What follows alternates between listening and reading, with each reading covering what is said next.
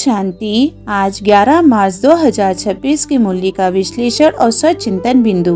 पहली पॉइंट है याद की रेस, पुरुषार्थ की मुख्य दिशा। आज की मूल्य में बाबा ने बताया कि संगम युग में ब्राह्मण जीवन एक आध्यात्मिक रेस है और इस रेस का आधार है निरंतर याद। बाबा का स्पष्ट निर्देश है कि बुद्धि को देह और देहधारियों से हटाकर एक परम पिता शिव से जोड़ो। याद की शक्ति से आत्मा की खाद निकलती है और आत्मा पाप से मुक्त होकर पुण्य आत्मा बनती है।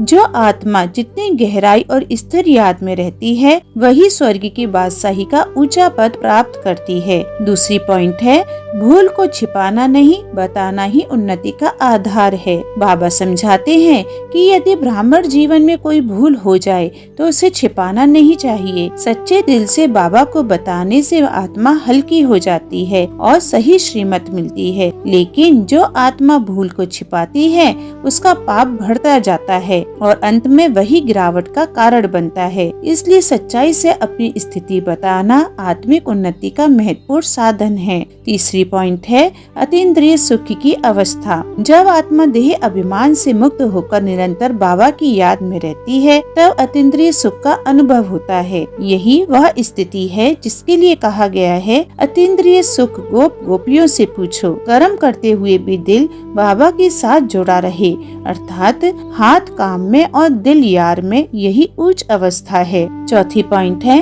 श्रीमत पर चलना ही सुरक्षित मार्ग। संगम युग का मार्ग बहुत ऊंचा है, इसलिए हर कदम पर बाबा रूपी सर्जन की राय लेना आवश्यक है। श्रीमत पर चलने से जीवन में हर परिस्थिति में लाभ होता है और आत्मा का आध्यात्मिक खाता सुरक्षित रहता है। जो आत्मा श्रीमत के अनुसार चलती है वह माया के प्रभाव से भी सुरक्षित रहती है। आज बाबा ने वरदान दिया है सदा एक रस संपन्न मूड में रहने वाले पुरुषार्थी सो प्रारब्धि स्वरूप भव। संगम युग में ब्राह्मण आत्मा का मूड स्थिर और एक रस होना चाहिए। कभी आश्चर्य, कभी प्रश्न और कभी टेंशन, यह सब अस्थिरता के संकेत हैं। जब आत्मा बाप समान बनकर सदा शांत, स्थिर और संपन्न मूड में रहती है तब वह प्रारब्धि स्वरूप बनती है और हर परिस्थिति में सहज रहती है। सचिंतन बिंदु है क्या मेरी याद निरंतर और स्थिर है या परिस्थितियों के अनुसार बदल जाती है? क्या मैं अपनी भूलों को